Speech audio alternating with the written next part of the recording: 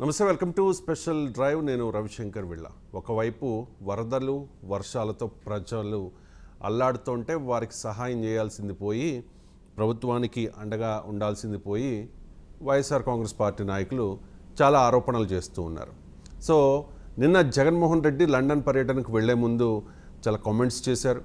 ఇది కావాలనే చంద్రబాబు నాయుడు తన ఇంటిని రక్షించుకునే ప్రయత్నంలో భాగంగానే విజయవాడ సగాన్ని ముంచేశారు అని చెప్పి కామెంట్స్ చేస్తే, రోజా చాలా కామెంట్స్ చేశారు. చాలా గ్యాప్ తర్వాత రోజా అంటే ఎస్పెషల్లీ పవన్ కళ్యాణ్ని తిట్టడానికి జగన్ వాడుకున్న ఒక వెపన్. సో రోజా ఒక వీడియో రిలీజ్ చేశారు, ఒక 5 minutes 42 seconds వీడియో.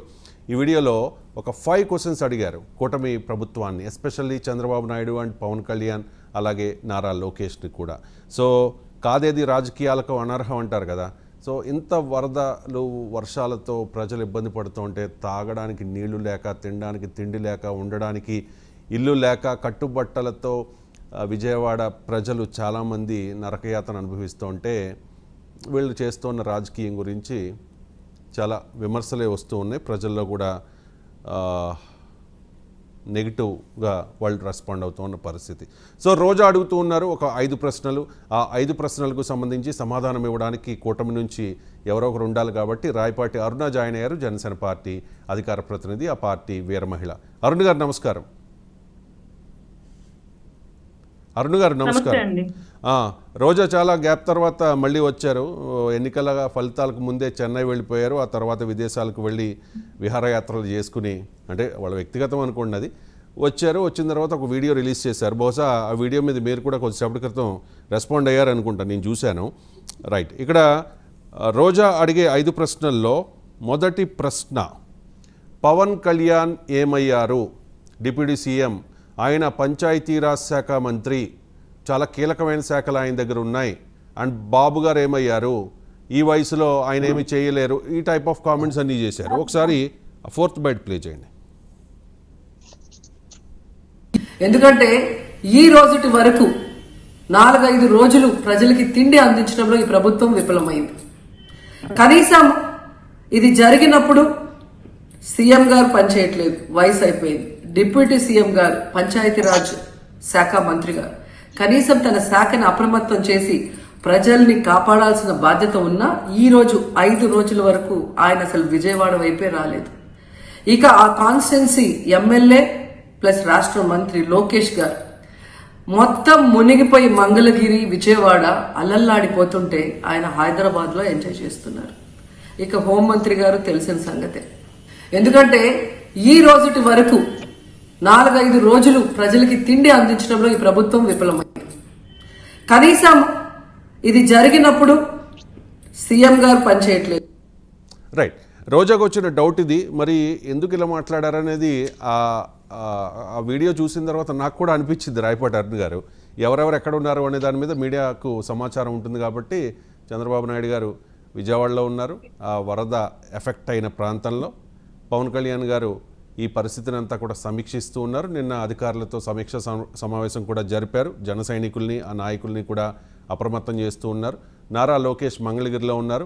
ఇక హోంమంత్రి అనిత గురించి రోజా గారు మొదటి నుంచి కూడా అనిత గురించి చాలా కామెంట్స్ చేస్తారు కదా. రోజాకి అనితకి ఎప్పుడు మొదటి నుంచి పడదు. వాళ్ళిద్దరూ అసెంబ్లీలో తిట్టుకున్నారు, తర్వాత బయట ఒకరికొకరు కామెంట్స్ చేసుకునే పరిస్థితి కాస్త శృతి మించే.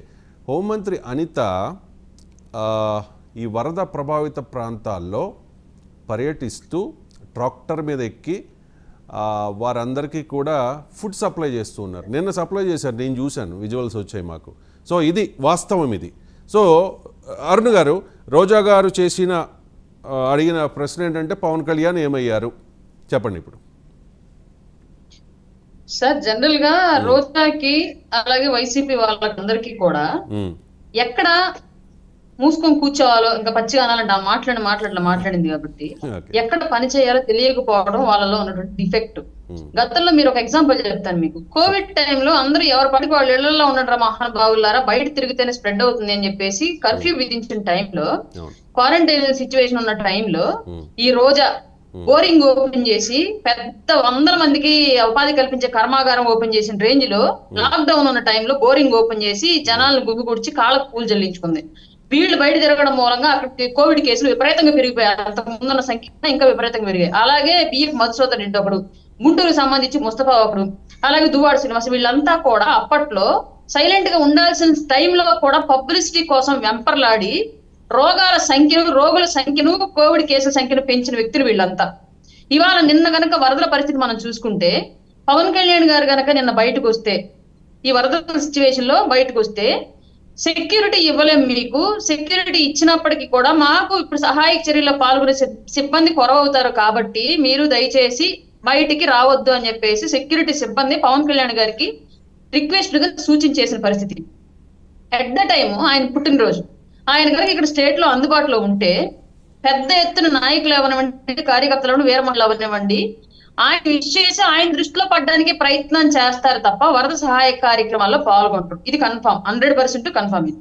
అందుకే ఆయన ఎవరికి అందుబాటులో లేకుండా బర్త్డే సెలబ్రేషన్స్ కూడా చేసుకోకుండా కార్యకర్తలకు కూడా కాన్ఫరెన్స్ పెట్టి మరి బర్త్డే సెలబ్రేషన్స్ పక్కన పెట్టేసేయండి, అందుబాటులో ఉన్న ప్రతి ఒక్కరు వరద సహాయ కార్యక్రమాల్లో పాల్గొనండి. విజయవాడ ఇబ్బందుల్లో ఉంది, విజయవాడ ప్రజానికం ఇబ్బందుల్లో ఉన్నారు కాబట్టి పెద్ద ఎత్తున వాళ్ళకి సహాయ సహకారాలు అందించి వాళ్ళని ఆ వరద బీభత్సం నుంచి సేఫ్ ప్లేస్ కి ల్యాండ్ చేయండి అని చెప్పేసి క్లియర్ కాన్ఫరెన్స్ కాల్ ద్వారా చెప్పారు ఆయన.